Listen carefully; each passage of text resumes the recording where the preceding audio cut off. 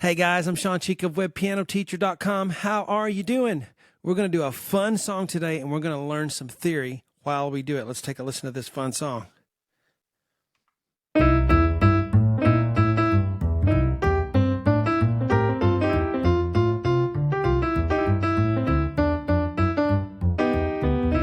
Jingle bells. Everybody knows that one, right? So this is a lesson I did a long time ago, like 18 years. I've been on YouTube for 18 years, online with my website for 18 years. This is an old one that I did, but I thought, let's just use a song I've already taught to teach theory because it's a lot more fun to learn theory stuff with real music than it is some book, with chords and you got to analyze and it's not even a song or some classical piece that people don't want to hear or play. I want to use real music to do it because we got to apply it. Okay, if you take tennis lessons forever and you never actually play tennis and apply what you're doing, it doesn't make any sense. So that's what we're doing today. We're applying the theory that we're learning to real music. All right, so let's take a look at this. This is, you like this, guys? Piano on the right side, a double bass on the left, and we can sound like Harry Connick Jr.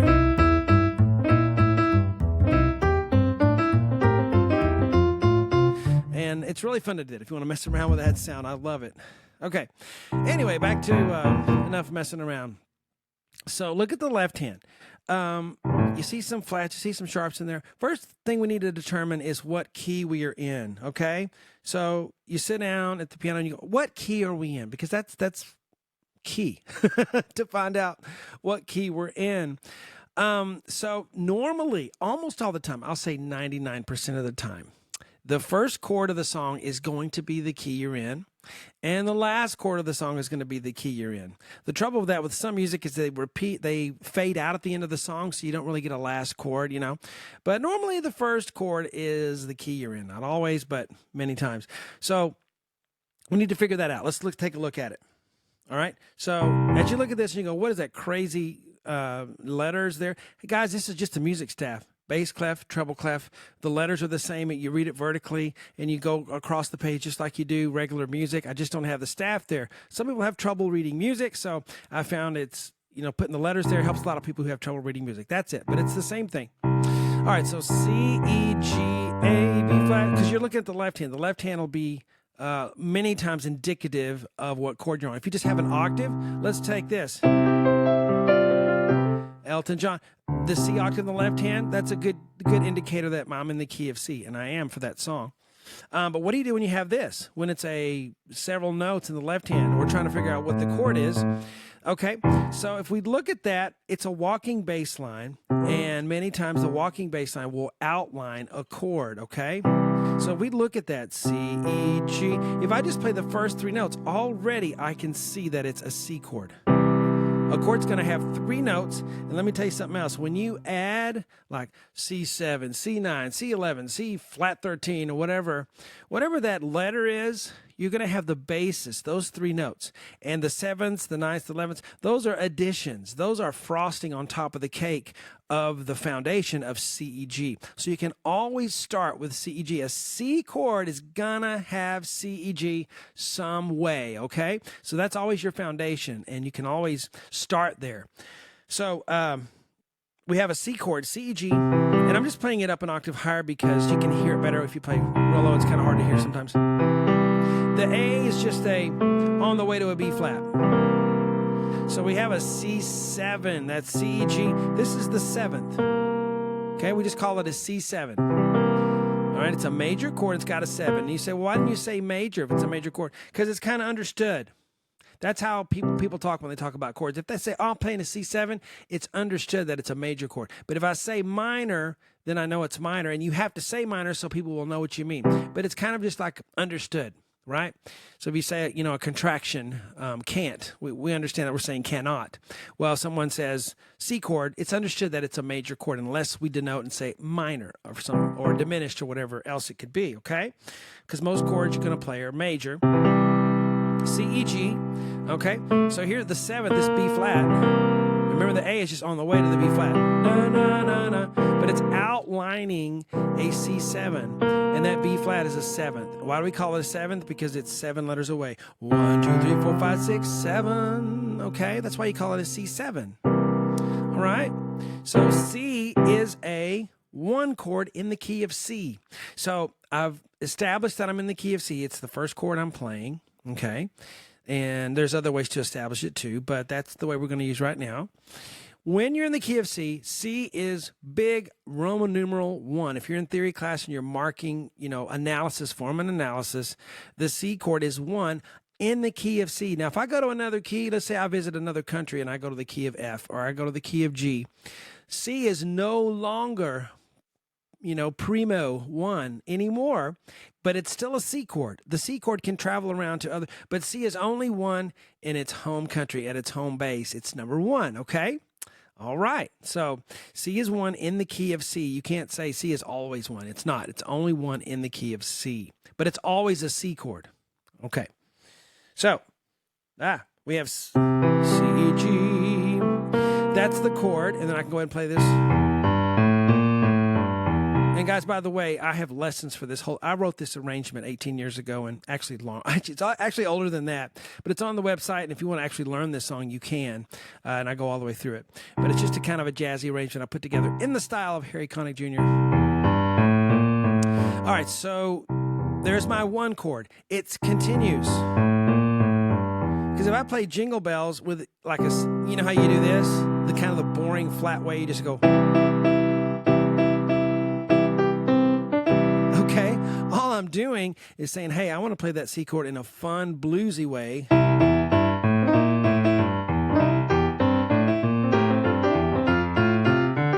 Okay, so I'm doing the C chord this way. It's a C chord if I do this. It's a C chord if I do this. Okay, it's still a C chord. Play kind of a classical way, it's still a C chord, but this is the jazzy blues way to do it. It's just an outline of that chord. 1, 1. All right, does it ever change? Look over here. What do we have here? F, A, C, D. And then the next measure goes back to C. But this is different. What is that? What do you think that is? If it kept going like the C did, it would go... But it doesn't last that long. I would have done that had the chord lasted longer. But what chord do you think that is? What do you see in there? F, A, C, D. I hope your mind goes, that's an F chord, F, A, C, okay? And you may look at that and go, well, how does someone know that's an F chord? Well, if you hear F, A, C long enough, you're going to start to connect it, okay? There are only so many chords, guys. Did you know there's only 7 ways to name a chord? Now, there'll be flats and sharps, minor, major, diminished, augmented, half diminished, blah, blah, blah, blah, blah. But as far as the alphabet of naming a chord, there's only 7. I'm going to give it to you right now. You ready? C, E, G, D, F, A, E, G, B, F, A, C, G, B, D, A, C, E, B, D, F. Those just kind of rattle off because I've seen those chords. Now, I can go in and put flats and sharps and make them minor, make them all kinds of cool things, put 7ths on them. But as far as their basic alphabet language, there's only 7. Memorize what's called the triad vocabulary. Here it is again. I'll start with A this time. A, C, E, B, D, F, C, E, G, D, F, A, E, G, B, F, A, C, G, B, D, A, C, E, B, D, F. Did I go too far? I might have went too far. Anyway. That's your triad vocabulary. So when you see F-A-C, I want it to start ringing a bell. Oh, that's an F chord. There may be sharps all over the place and whatever, but if that formula is there of F-A-C, regardless if there's flats and sharps, you know it's an F chord. Now you say, where's the D come in? Well, the D is just it's just kind of you could actually make it part of the chord and say it's an F add 6 because the D is 6 away and we sound, a little jazzy. Or you could just call it an F chord and leave it at that, okay? There's some give and take. There's some preference sometimes when you're theoretically, analyzing something. But definitely F chord. Okay, F, F-A-C. So we have C chord 1, 1. 4. Oh, I told you the answer. Why did I do that? I was going to ask you first. And I just blurted the answer out. Okay. So I'll tell you a funny story in a minute. But the F chord is the what chord? We established it's an F chord. But what is it in the key of C? Okay. C is 1. So just use your pretty little brains and figure out what F is if C is 1. If C is 1, F is blank. C, D, E, F. 1, 2, 3, 4. It's the 4 chord. Capital Roman numeral 4. I-V. It's capital because it's major. If it was minor, we would write a lowercase Roman numeral. You know, like when you do an outline, you have the little lowercase Roman numerals, if you didn't know those existed. Well, this is a capital 4 because 4 is a major chord. C is a major, 1 is a major chord, 4 is a major chord in a major key. All of them is 1 and 4 are major in the major key. Okay, so if it was a minor chord, I'd write a lowercase, but 4 is going to be major. 1 is going to be major as well. I hesitate saying all the time because there are always exceptions here, but yeah, almost all the time. So 4 chord, I'm going to write a 4 there. If I'm analyzing that 4, what about here? C, E, G, A. Well, we already did it. We already figured out that pattern. Now, why didn't it do this? Not enough time. The melody demanded that I change chords, so I'm changing chords. So I only had this much time as this one. Okay, now we get to this. All right, what's going on here? We had 1 chord, 4 chord, and really you don't have to write another one. Once you write it, it's assumed until you change it. Okay, so 4 there. Now we get here. What do we got?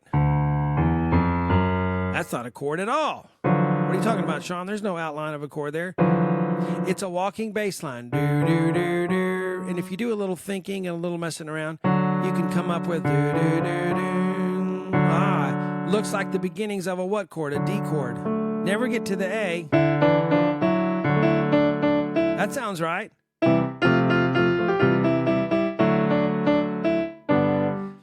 So even though there's not an A in there could have been. It could have went that far, and we kind of play a little detective, and we say, well, that's a D chord, because this is a walking bass line. Do, do, do, do, do. It's a walking bass line that has steps in between, but it outlines a chord.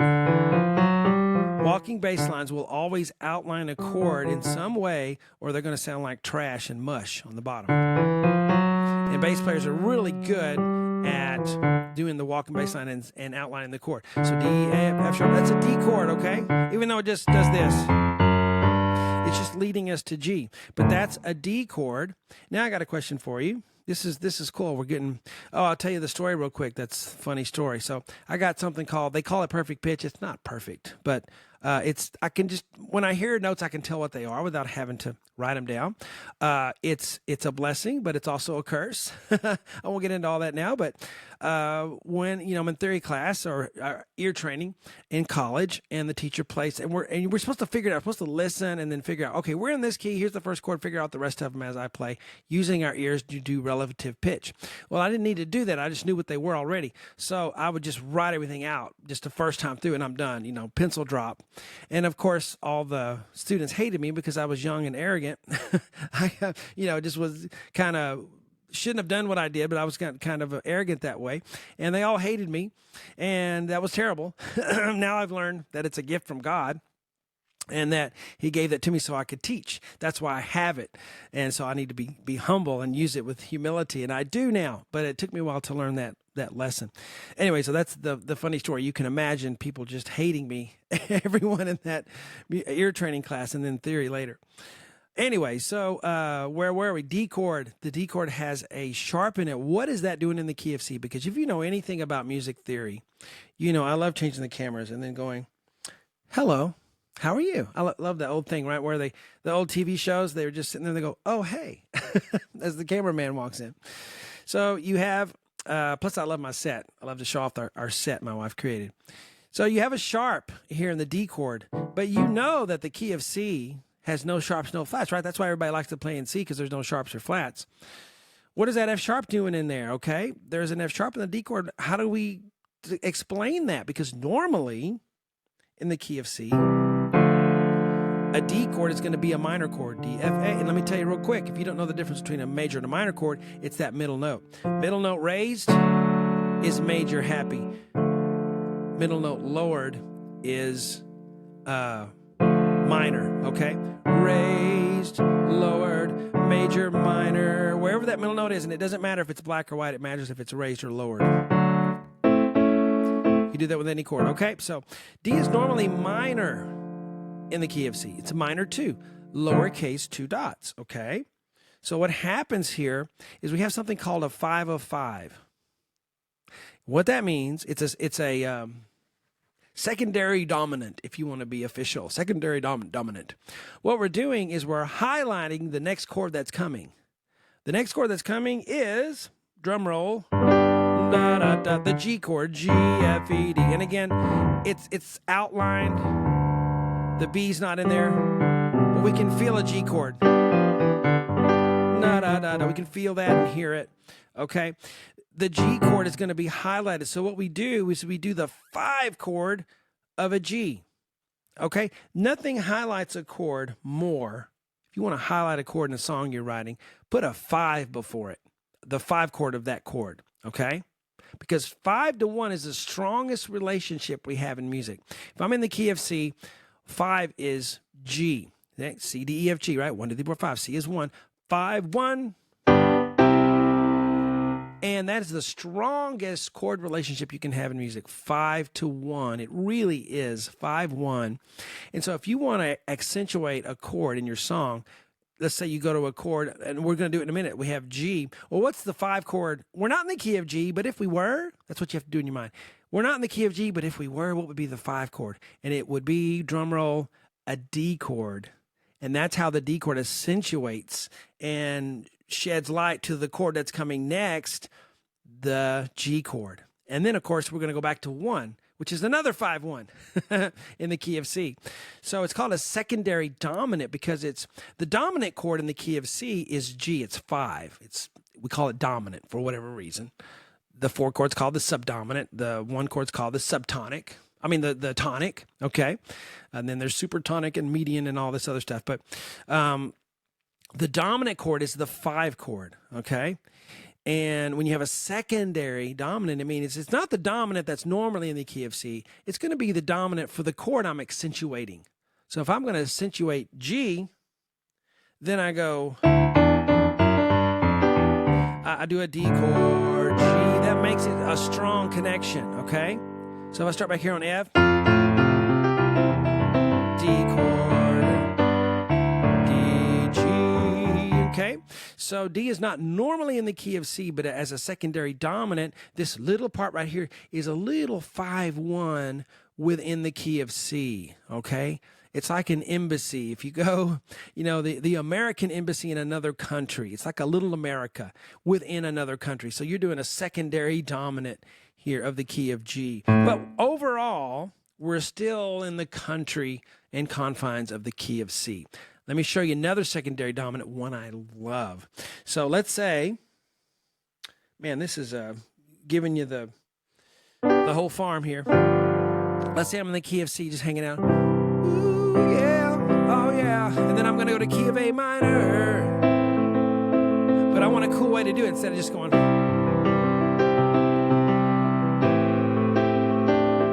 I'm going to want a cool way to do it, so I'm going to do this. Do you hear that? What did I do? I did a secondary dominant. The A chord is a minor 6 in the key of C. C, 1, 2, 3, 4, 5, 6. A is minor 6. So what if I want to do a dominant of A? So let's start on A. Let's say within the key of C, I pick A, and I go, what's the dominant chord of A? And dominant means 5. Every time I say dominant, you should think 5 chord. A. 1, 2, 3, 4, 5. A, B, C, D, E, buzzer, buzzer, buzzer, E is the chord that's going to be the dominant of that A minor chord. Okay? So I'm going to do an E. If I want to even strengthen, I'll make it an E7. Yeah! And then I go to A. So if I'm in C, do you see that? Isn't it cool? You've heard that sound before. That's all it's doing. It makes me think of like Jim Croce or something.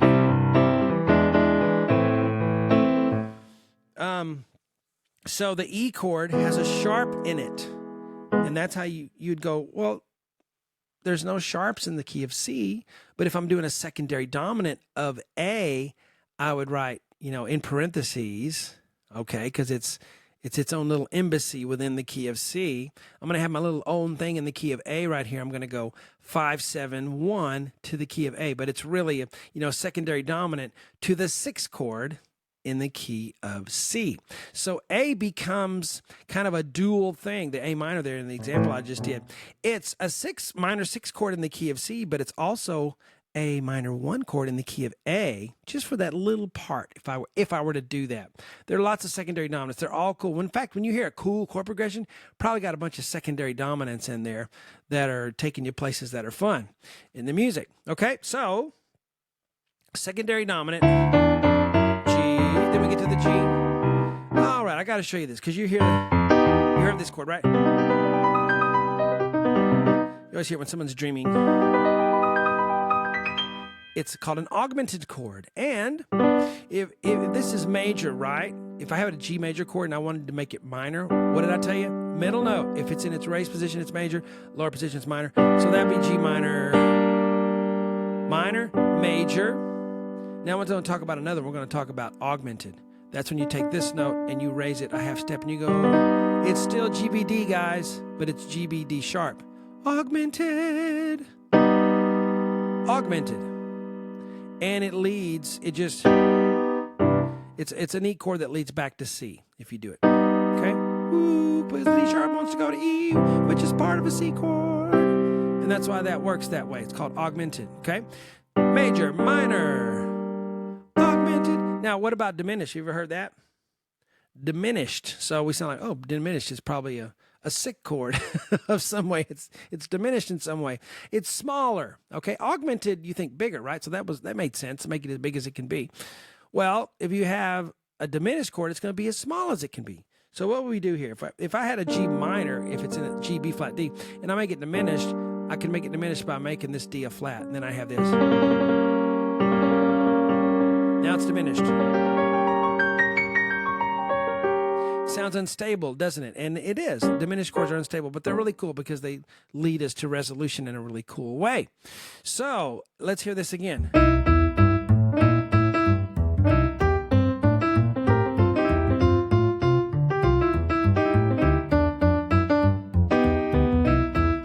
So you hear 1, 4, 5 of 5 is what we'd call that. It's a 5 of the 5 chord in the key of C, 5 of 5. The A one we did would be called 5 of 6, 5 of minor 6. Okay? So that's how you explain those chords. And how does it make sense?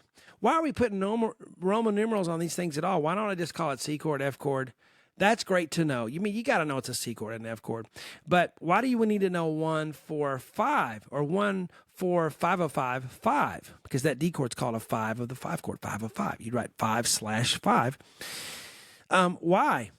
Because those are the functions of the chord. I could take this to another key and play the exact same thing using the Roman numerals. If I went to the key of bazooka, okay, and I did 1, 4. In fact, I would have to do that 1, 4, 5. Whatever the 1, 4, and 5 chords are in the key of bazooka, that's how you do it. Because you can take the 1, 4, and 5 and put it on any of the keys you want to, any 12 of them. There's 12 tones, right? You can put it on any one of the 12, and it's going to work because the relationships of the chords don't change. The names of the chords will change when you change keys, but the relationships of 1, 2, 3, 4, 5, 6, 7 do not change. They stay the same in all 12 keys. If you're just understanding a little bit, that's great because that's how theory is. You don't, oh, I learned this, I got this thing. I mean, you get little pieces here and there. And after a while, you splatter enough paint on the canvas, you start to see the big picture. Okay, that's what we're after, the big picture. And you'll start to see the big picture. Just keep doing these theory lessons with me on YouTube and you guys will get it. Guys, visit webpianoteacher.com. It's the way I make a living. If you want to support me, if I can't do this for a living, I can't do it at all. So I want to keep these lessons going. It's only $20 a month and cancel anytime. Talk to you later.